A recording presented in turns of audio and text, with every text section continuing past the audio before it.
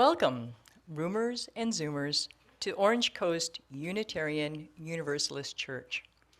My name is Jan Mabey, and I am your worship associate today. I am joined by Reverend Sian Wiltshire, our minister, and Beth Syverson, our Director of Music Ministries, in welcoming you this morning. Karen Magoon-Pearson, our Director of Religious Education, is currently holding classes for our children at Estancia Park. And please note on the screen all of the wonderful people who have made today's service possible. We also respectfully recognize that our church property rests on a Hachiman and Tangba land. As Unitarian Universalists, we may have many different beliefs, but we are one loving community. Together, we covenant that whatever our beliefs, we accept one another and encourage each other in spiritual growth. We affirm that all life has inherent value and that all existence is interconnected. We strive for justice and compassion in our deeds and relationships, and we are committed to creating a welcoming community without regard to the traits that sometimes divide people. To our roomers, we invite you to silence your cell phones. For our Zoomers, we invite you to say hello in the chat.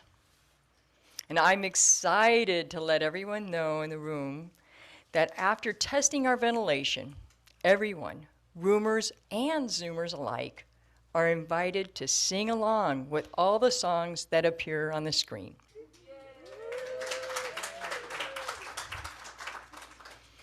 I want to extend a special welcome to visitors.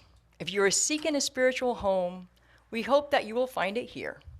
Later in this service, we will have an opportunity for you to introduce yourself if you'd like to do so. Let our worship begin with the lighting of the chalice as we say our unison affirmation. Love is the spirit of this church, and service is its law. To dwell together in peace, to seek truth in love, and to help one another, this we affirm together. All right, I'm so excited. We get to sing all the songs together, and I decided not to squander the opportunity. We're doing a round. Woohoo! So, come, whoever you are. Most of you probably know this song well. We're going to start with the lower voices on the lower part, though we've broken our vows 1,000 times. Then we'll sing the regular song, and after 2 or 3 times, the choir, who are scattered amongst you all here in the room, are going to start the round. So feel free to go with the choir, stay with me, whatever you like. Lower voices. Though we've broken our vows 1,000 times, though we've broken our vows. Just keep going with that.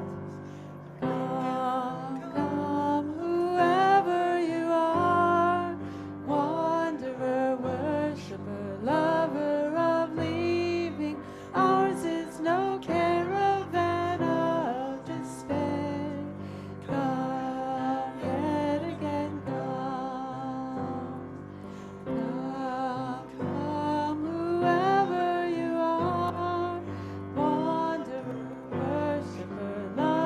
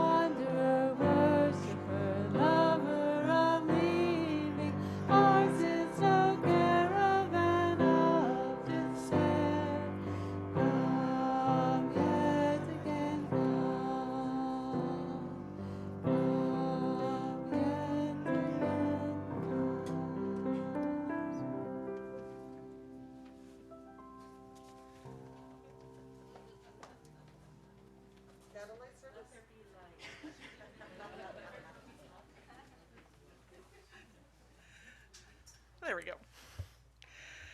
Our opening words are by the wonderful Anne Frank. She said, "I can feel the suffering of millions, and yet, if I look up into the heavens, I think that it will all come right, that this cruelty too will end, and that peace and tranquility will return again. In the meantime, I must uphold my ideals, for perhaps the time will come when I shall be able to carry them out." It's not easy to carry out our ideals,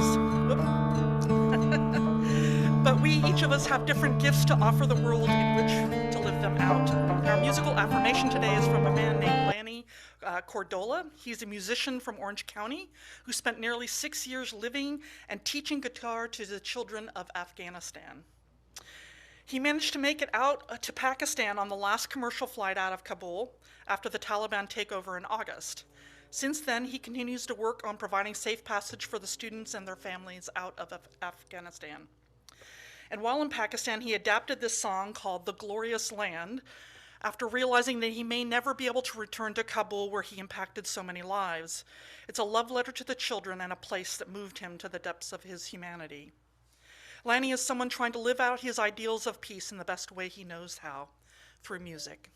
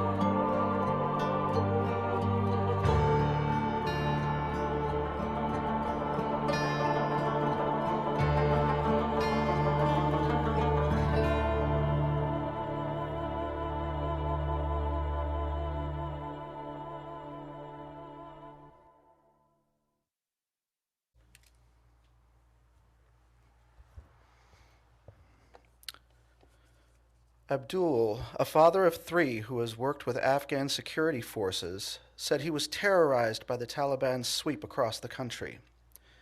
We knew what the Taliban are and how they behave. As reports of revenge killings in Taliban-controlled areas spread, he said he and his family had no choice but to flee. The Taliban has promised not to seek retaliation against Afghans who worked with the government or U.S. forces. I was panicking. On the one hand, I felt like I needed to go, but I was feeling so sad to be leaving my country and my family, he told Al Jazeera. Abdul's panic grew as his 9-year-old son fell ill while the family was trying to reach airport in Kabul.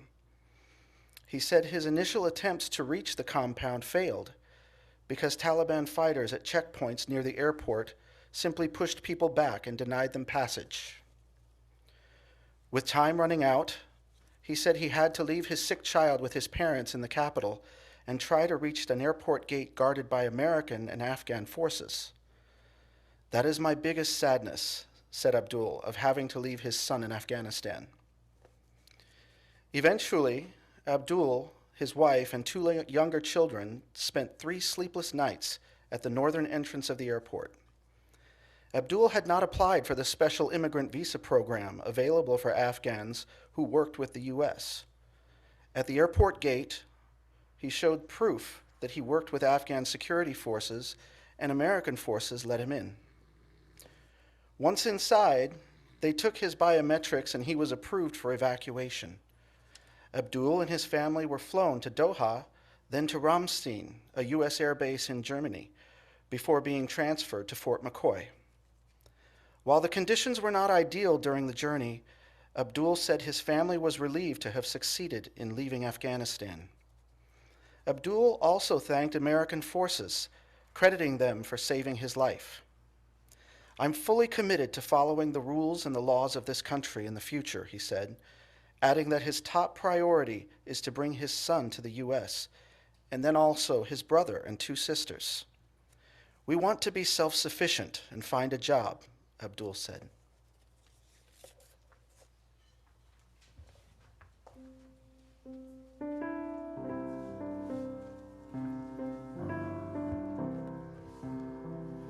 I hear your story, I see your courage, I listen gently with open arms.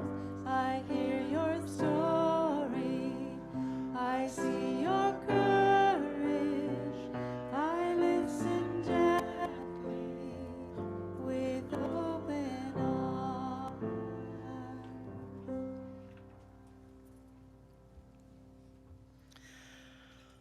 Our reading this morning comes from Worcestershire. She's a Somali-British writer and teacher. She was born in Kenya but immigrated to the UK at the age of 1. I invite you to hear her words on what it's like to be a refugee. No one leaves home unless home is the mouth of a shark. You only run for the border when you see the whole city running as well. Your neighbors running faster than you, breath bloody in their throats. The boy you went to school with who kissed you dizzy behind the old tin factory is holding a gun bigger than his body. You only leave home when home won't let you stay. No one leaves home unless home chases you, fire under feet, hot blood in your belly. It's not something you ever thought of doing until the blade burnt threats into your neck, and even then you carried the anthem under your breath, only tearing up your passport in an airport toilet, sobbing as each mouthful of paper made it clear that you would not be going back. You have to understand that no one would put their children in a boat unless the sea is safer than the land. No one burns their palms under trains beneath carriages. No one spends days and nights in the stomach of a truck feeding on newspaper unless the miles traveled means something more than the journey. No one crawls under fences, wants to be beaten, wants to be pitied. No one chooses refugee camps or strip searches where their body is left aching, or prison because prison is safer than a city of fire, and one prison guard in the night is better than a truckload of men who look like your father. No one could take it. No one could stomach it. No one's skin would be tough enough. The go-home blacks, refugees, dirty immigrants, asylum seekers sucking our country dry. With their hands out, they smell strange, savage, messed up their country, and now they want to mess up ours. How do the words, the dirty looks roll off your backs? Maybe it's because the blow is softer than a limb torn off, or the insults are easier to swallow than rubble, than bone, than your child body in pieces. I want to go home, but home is the mouth of a shark. Home is the barrel of the gun, and no one would leave home unless home chased you to the shore. Unless home told you to quicken your legs, leave your clothes behind, crawl through the desert, wade through the oceans, drown, save, be hungry, beg, forget pride. Your survival is more important. No one leaves home unless home is a sweaty voice in your ear saying, leave. Run away from me now. I don't know what I've become, but I know that anywhere is safer than here.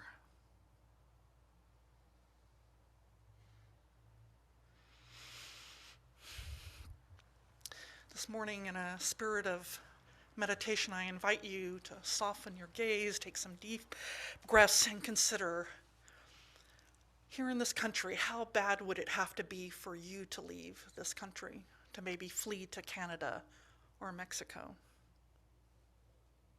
What would it take?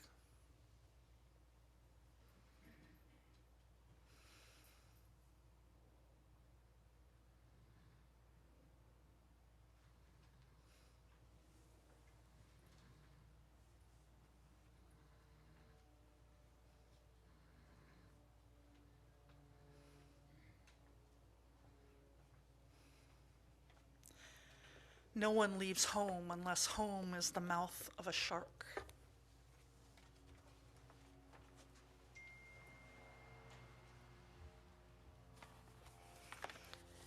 The story of Abbas.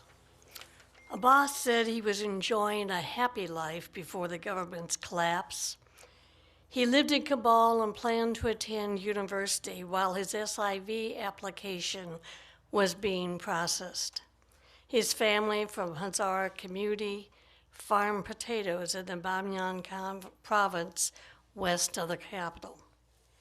They were happy until the Taliban captured the province. We resisted against the Taliban all the time, and now that they are ruling, a Hazara community will suffer. Amnesty International documented a massacre by Taliban fighters against Hazara men earlier this year. Abbas said he was shocked and felt hopeless when the Taliban reached Kabul on August 15th, capturing the city with hardly any resistance.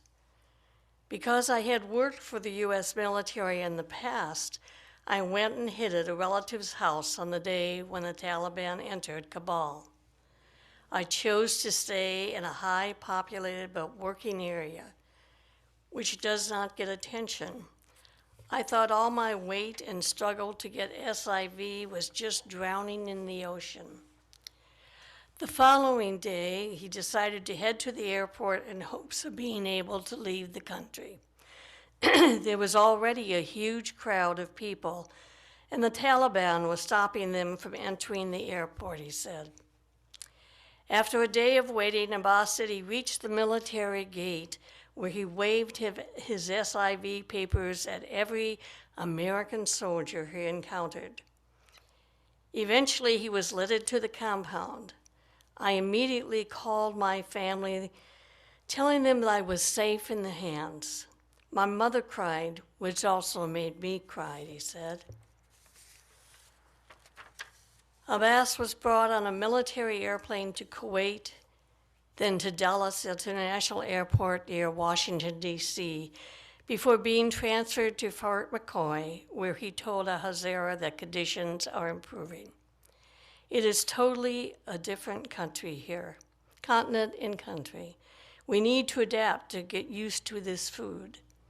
Also, the soldiers are treating us nicely. I like it very much when they call us guests and not migrants. Abbas said he hopes to start working to help his family back in Afghanistan. The economic situation has already started getting bad over there. And the story continues.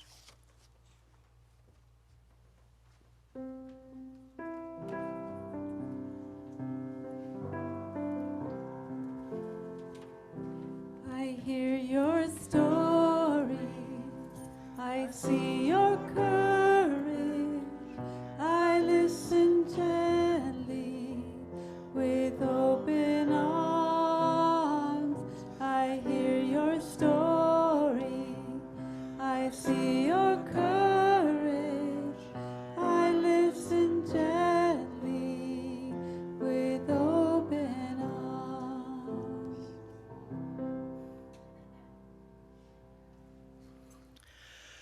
You know, trying to explain Unitarian Universalism to people can sometimes be a bit of a challenge. But one of the things that I always tell people is help them understand that we're more concerned with this life than we are necessarily with the life after, right? If I'm talking to a Christian, I might say I'm more interested in how Jesus lived than how he was, or what happened after he was killed. And that generally we don't believe in heaven or hell, at least not in that traditional sense, right? We believe that we can create heaven or hell here on earth, that's what we humans do. We either create heaven or hell.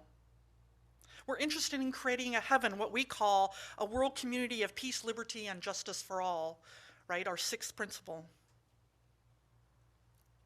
We also affirm that we're part of an interdependent web of existence, that how we treat one another, in other words, is what is important. It's not things, it's not material wealth, it's not where we go after we die, it's not about power, but it's about relationships with our fellow human beings. We are people who side with love, who affirm the dignity and worth of all people, our first principle, who work against oppression in the world in all of its forms, so that we can, as Anne Frank says, someday build peace and tranquility. Someday. And this is not an easy faith, right? It takes a lot of courage to be a Unitarian Universalist because we don't have easy answers. Love constantly asks something of us. It even demands it of us. Love asks a great deal of which all that creates some uncertainty and even fear. And the thing is, our faith does not ask us to not be afraid. It asks us not to be led by fear. It asks us to be led by love. And there's a lot of fear around refugees. Fear that they might be terrorists, even though they're the most vetted people in the world. Fear that they will take jobs from Americans, even though traditionally they take any job that they can find, even the ones that most people don't want. Fear that there's criminal elements that will filter in when they all just want a job and a better life for themselves and their children. The irony is that they want to live without fear. They don't want to cause it. You know, it's okay to be afraid sometimes, but we get to choose whether or not we're going to let that lead us, or if love will lead us. We're called to be bold, courageous, even in our love. We are called to offer sanctuary and refuge to those afflicted by systems of oppression. We are called to create heaven on earth as best we can for all people. Right now, the United States is taking in probably a little over 50,000 refugees fleeing Afghanistan. What do you think that we as a nation, what do you think we as a church could do about that? What would it take to choose love?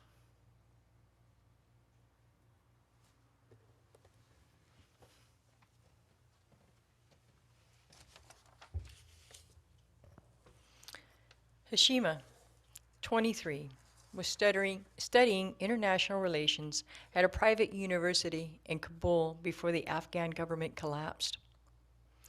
She said she had no immediate plans to leave the country before the Taliban captured Kabul, but with two family members who worked with American forces, she felt she had to flee.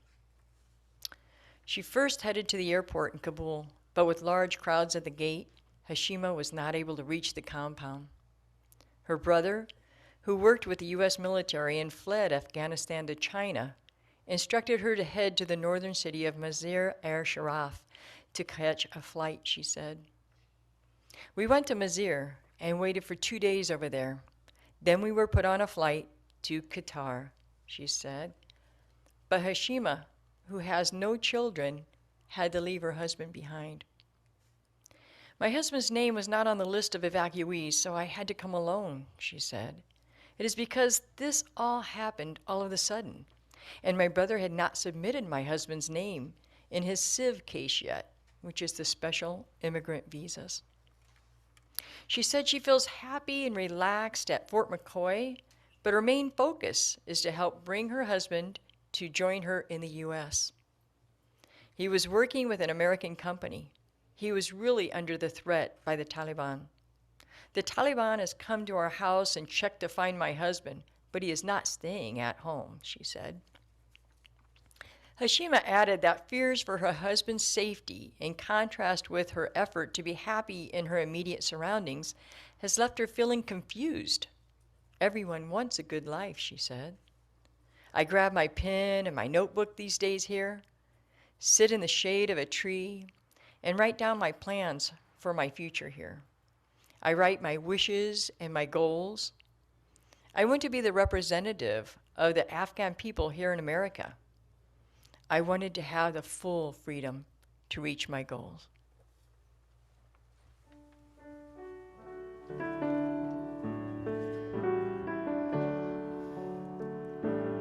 Hear your story. I see your courage. I listen gently. Open arms. I hear your story. I see your courage. I listen gently. With open arms.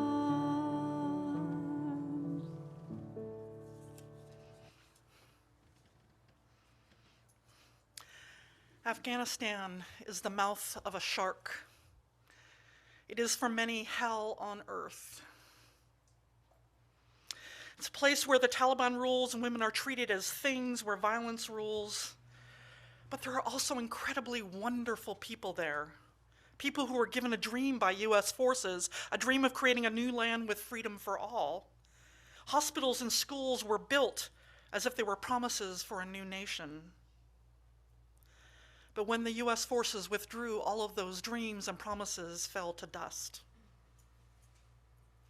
And the Taliban overran all of the Afghan forces. They literally just gave up. They knew that they couldn't do it. So we had promised them heaven, that we were going to create this incredible new place. We didn't really know what we were doing, putting our culture on top of theirs, but we did promise them this. And now there's only hell to greet them. Many of them have fled either to refugee camps or even here to the US, seeking a new heaven, a home without the sharp teeth of the shark. You know, it's interesting, this desire to help the Afghans, particularly those who fled because their lives were in danger for working with US forces, has become actually something that crosses political lines. Whether you're liberal or conservative, people are saying, oh wait, we gotta do something. We can't leave these people. We cannot abandon them, these friends who helped us try to build this dream there in Afghanistan. Everyone recognizes that you don't abandon your friends. You don't leave them behind, even though so many have been left behind. We Unitarian Universalists were called to offer sanctuary and refuge to all affected by the systems of oppression in the world. It's not an easy calling to have, not an easy calling to live out. And I believe that we here in this church, we have an opportunity to do something, to create a home, a real home for a refugee family. While there are millions of refugees in camps around the world, as I mentioned, 50,000 of them are coming here to be resettled here in the US. Many of them, you may not be aware that California is one of the biggest settlements of Afghan refugees here in the United States. Probably about a third of all refugees are coming to California and have come in the last 20 years. A few months ago, after the fall of Afghanistan in August, Marilyn Giss and Pat Larkin came to me and said, is there anything that we can do? I thought, I'd love to. What could we do? So we did a bunch of research and looked out there, and we found something that we could actually do. No idea where this might lead, but guys, I'm kind of excited about this. Oh, okay, so we found this place called Home for Refugees. It's here in Orange County, in Irvine. They help refugees resettle. The cool thing is the way that they do it is that they put teams of people together, right? And they often work with churches and mosques and synagogues, right? And this team, so it's not just on one person or only one people, they put a team together. They're also given a mentor, a coach to help them with all of this. They're given training, everything to help a refugee family. There's a team made up of 5 core people, although the entire church or synagogue or mosque can help out in many ways, but those 5 core people are the ones that welcome them specifically, help them get adjusted to life here in the United States. I mean, everything from where's the grocery store, right? How do you apply for a job? What does our system look like? They're given assistance through the government as well. Like I said, I'm just really excited about this because I think this is something we can do. I know this is something we can do because y'all did it in the 1980s, okay? Right? You actually adopted a refugee family from Cambodia and helped them. You know, our small church might not be able to stamp out hell on earth, but we can create heaven for one family. I think we have the ability, the love, and the compassion and the desire to help. I think that we've got smart, compassionate people who would make a huge difference in the lives of some refugees. Now, this is something of a commitment, I want to tell you all. And I am proposing that we do this here in this church. I hope y'all will be with me. It's a year-long commitment with one family, and it requires a fair bit of time on the core people. There's a cost of $10,000, but I want to point out that this church actually has money earmarked towards social justice.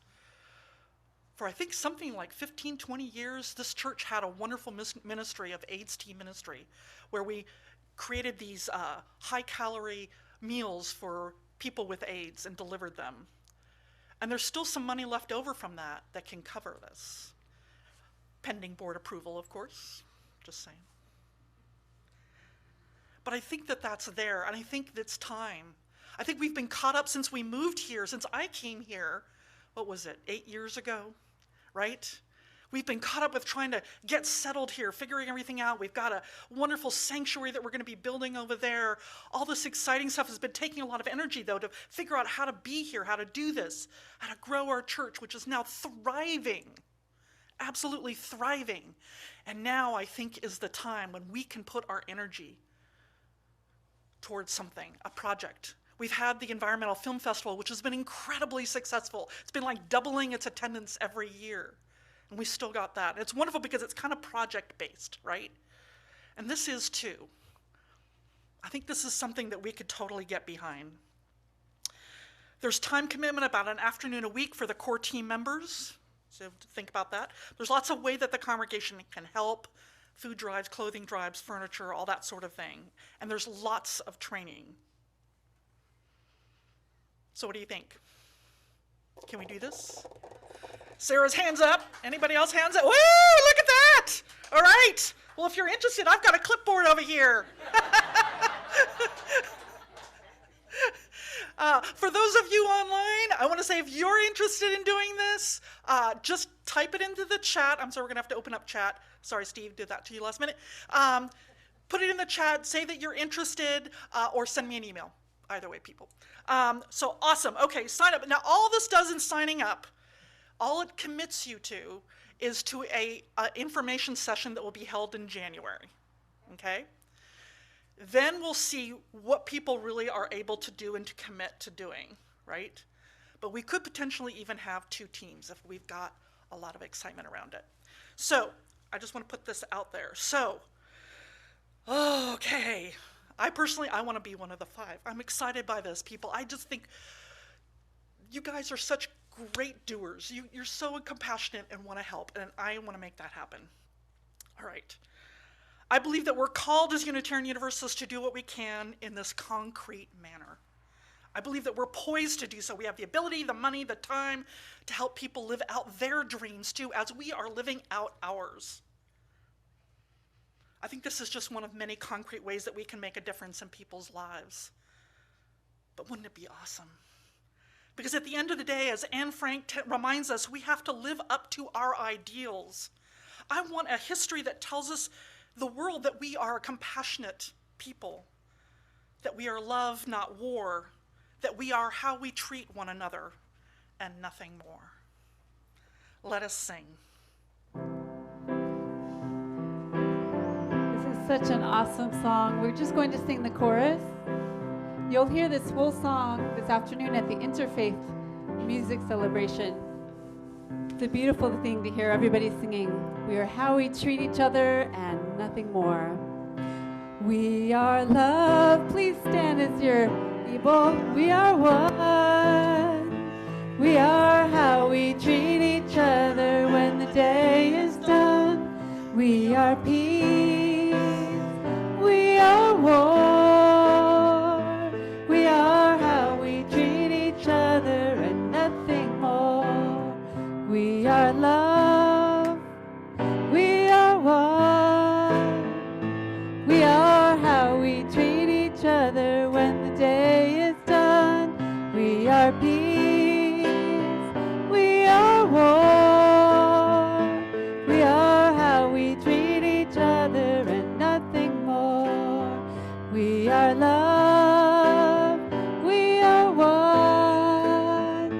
We are how we treat each other when the day is done. We are peace. We are war. We are how we treat each other and nothing more. Let's hear you. We are love.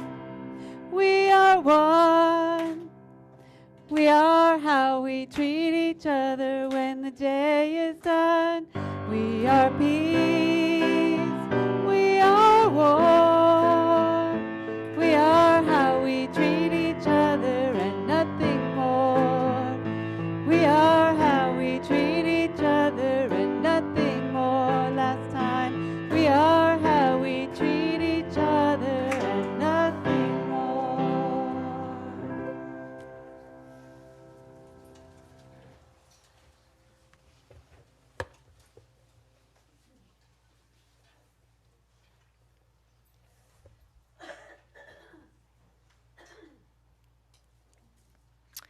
Unitarian Universalist congregations are fully self-supporting, meaning that members and friends raise all the funds for the operating budget, ministries, and programs of the church.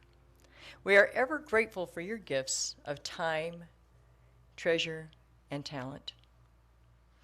OCUUC amplifies that spirit of generosity by sharing 1/2 of the plate we receive with an organization that shares our values. This month, we are supporting Stand Up for Kids OC. Stand Up for Kids OC's mission is to end the cycle of youth homelessness. You can find out more about Stand Up for Kids OC at their website at www.standupforkids.org. There are multiple ways in which you can support the church and this organization. You can mail a check. You can go through our website, use an app now called Vanco Mobile. Or, if you're a roomer, you can place your offering in a basket as you leave the service today. The choice is yours. All the information is on our website, should you need it. And as always, thank you for your generosity.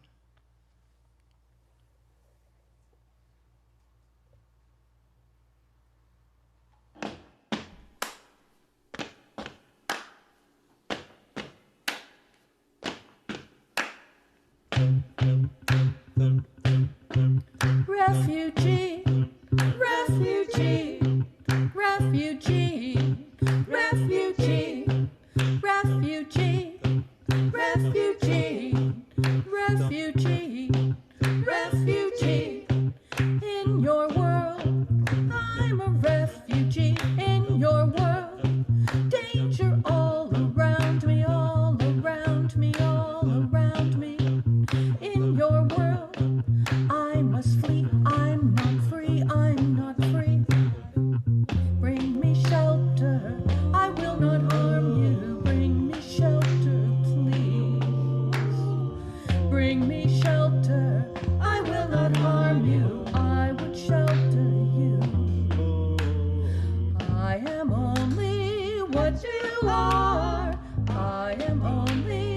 what you are. I am only what you are, what you are, what you are. Imagine your unbreakable world was broken, no more rules to protect you. Imagine your unbreakable world was broken, no more rules to protect you. Imagine your unbreakable world was broken, no more rules to protect you. Imagine your unbreakable world was broken, no more rules to protect you. Who was I? Who was I? Who was I? Who was I? Who was I? Who was I? Who was I? Who was I? In my world, I was standing strong in my world. My heart did belong, and now it's gone. There is only longing, only longing, only longing. Bring me shelter, I will not harm you. Bring me shelter, please. Bring me shelter, I will not harm you. I will shelter you. I am only what you are. I am only what you are. I am only what you are. What you are. What you are. Imagine your unbreakable world was broken. No more rules to protect you. Imagine your unbreakable world was broken. No more rules to protect you. Imagine your unbreakable world was broken. No more rules to protect you. Imagine your unbreakable world was broken. No more rules to protect you. Refugee, refugee, refugee, refugee, refugee, refugee, refugee, refugee.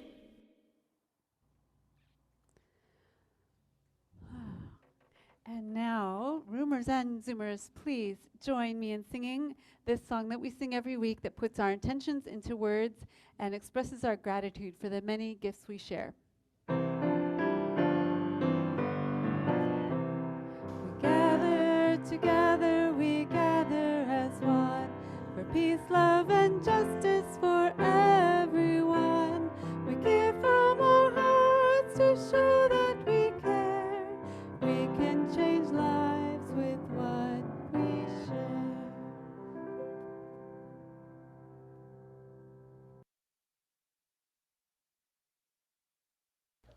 I'm excited. We got a new sanctuary going, new with social justice project.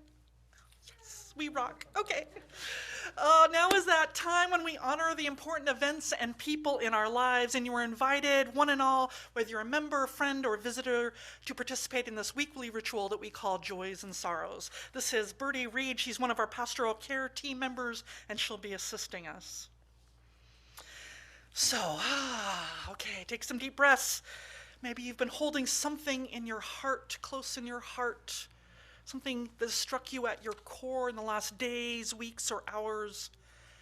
If you'd like to honor such a profound joy or sorrow, we invite you to do so. If you're someone here in the room, you're invited to come forward to light a candle. If you'd like to share your joy or sorrow, you can write it on a slip of paper that's provided by the ushers, and the ushers will be happy to send it to you if you need one now. And then you can just simply hand it to me. If you're a Zoomer, you can write your joy or sorrow in the chat, and then Bertie will light a candle for you. Once the roomers are done lighting their candles, I'll read all the joys and sorrows out loud as Bertie lights candles for the Zoomers. As music is played, I invite you to silently offer healing or celebration as you feel called and according to your own beliefs.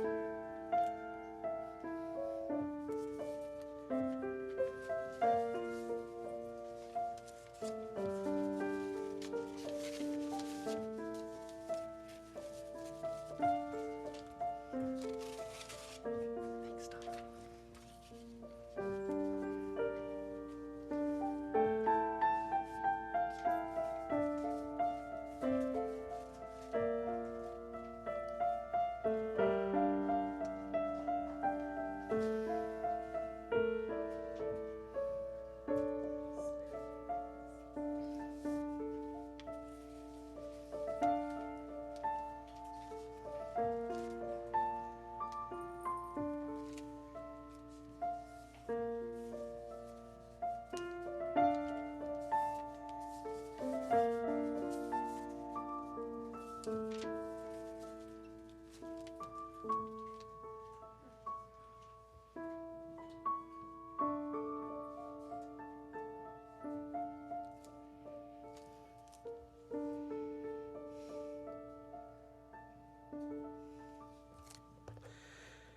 Kathleen McFarlane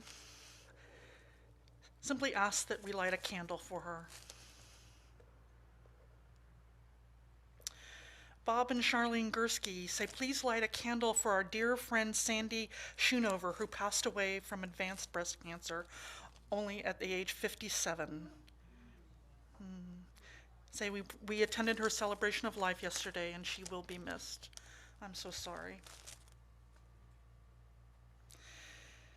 And Paula asks that she says, the son of my heart, Victor, was laid off this week. She says she hopes for new opportunities for him.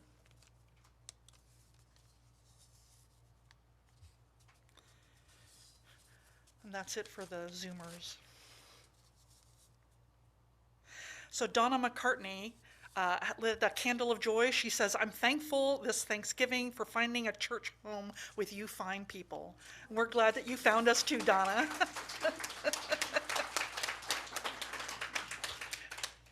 And Marilyn Giss lit a candle of joy of being able to spend 4 days with longstanding friends in Dana Point.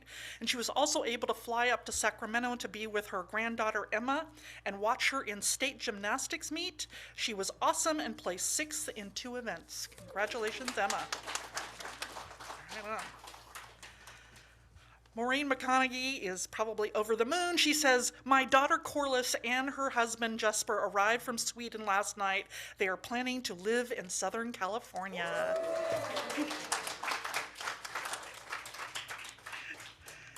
Here's a really big joy. Our very own Katie Rates has passed the bar exam.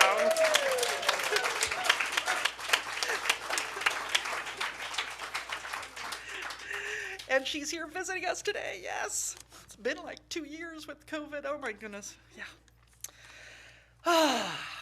And Dave Carlson, he lights a candle of relief for the calm in Kenosha, Wisconsin, despite the acquittal of Kyle Rittenhouse. He says, and this is a thanks in part to his son, the Reverend Eric, who's a Unitarian Universalist minister. Reverend Eric's very active community leadership and helping keep everyone calm. You know, if you remember, there was huge riots there. We're very blessed. And the Killshores lit a mixed candle of concern and sorrow. Said, we were happy to report that Joel escaped relatively uninjured from his car accident on Thursday. Oh, Joel. The airbags were deployed and the car is a loss. With that being said, we'll be happy to give a used car a new home. Let us hold in love all the joys and celebrations and all the hurts and sadness, both spoken and silent. Let our joys remind us to be thankful, our concerns remind us to hope, and our sorrows remind us to connect. Let all these moments remind us that we are not alone. I invite you now to join Bertie in a spirit of prayer or meditation.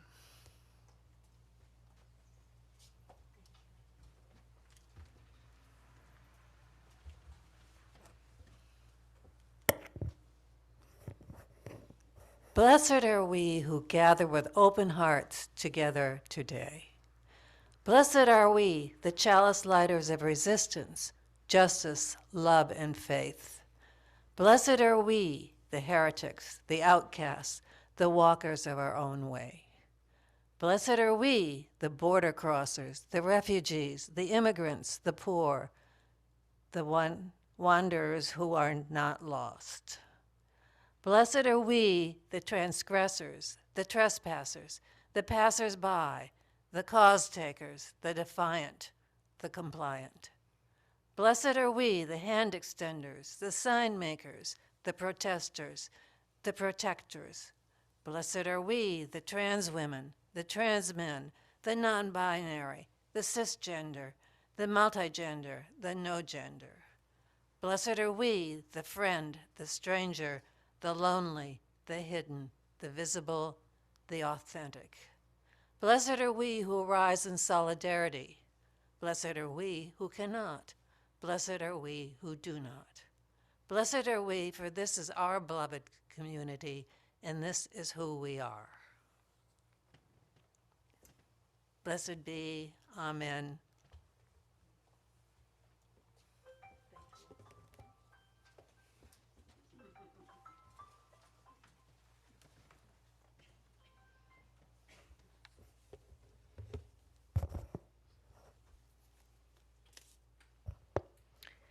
Join us together as we extinguish the flame of our chalice and say together, we extinguish their chalice, but not the light of truth, or the warmth of community, or the fire of commitment. These we carry in our hearts until we are together again.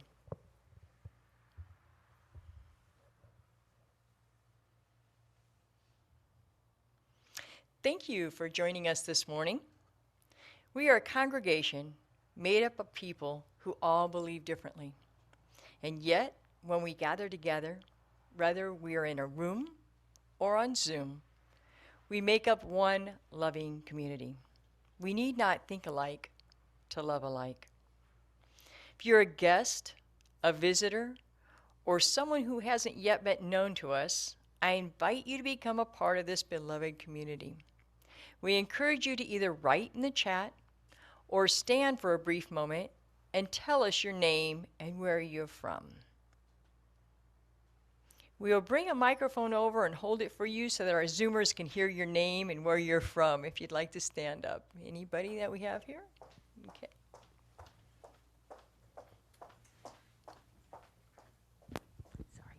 Hi, I'm Angie, and I actually have been on Zoom for the last year, and this is the first time coming, and this is my mom, Sherry. So nice to see everybody. Welcome, Angie and Sherry. Welcome. Thank you. Do we have anybody else visiting?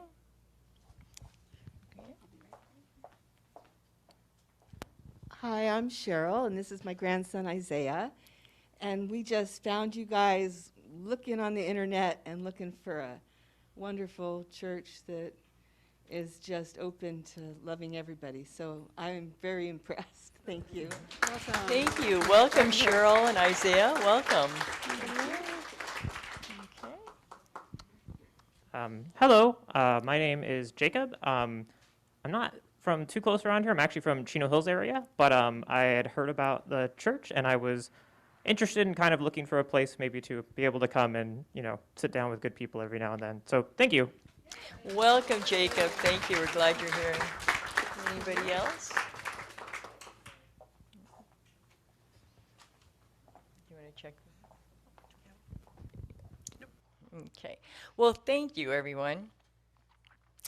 If you'd like to know more about our church, including programming for our youth and children, please contact us at hello@ocuuc.org, and we will help you get connected. In addition, we invite you to sign up for a weekly email called The Blast at blast@ocuuc.org. We want everyone to feel a part of this beloved community. So please reach out and we'll help you get connected. After the service, we'll have a short period where everyone, roomers and Zoomers alike, can wave and say hello and welcome any visitors. The roomers who remain will be placed into Zoom breakout groups for 20 minutes.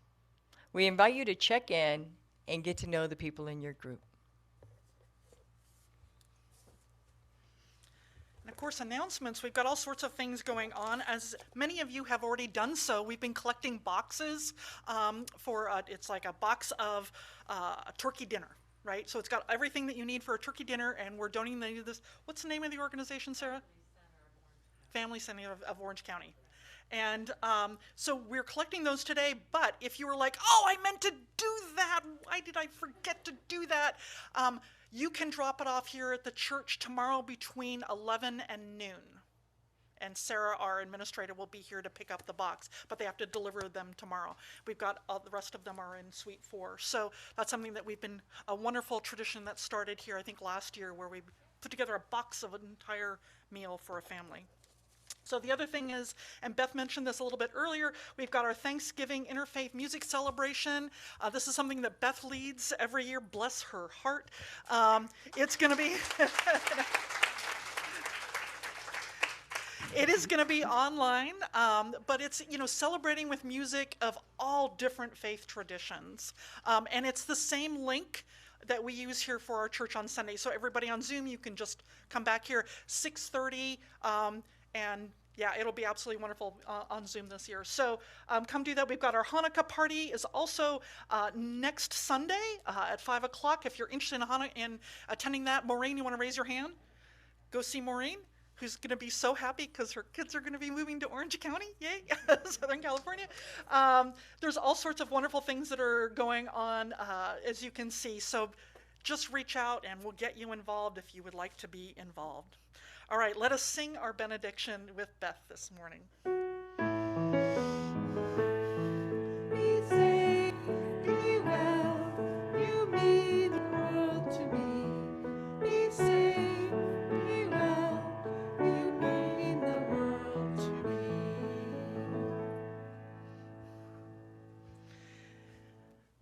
In the words of Anne Frank, I can feel the suffering of millions, and yet, if I look up into the heavens, I think that it will all come right, that this cruelty too will end, and that peace and tranquility will return again. In the meantime, I must uphold my ideals, for perhaps the time will come when I shall be able to carry them out.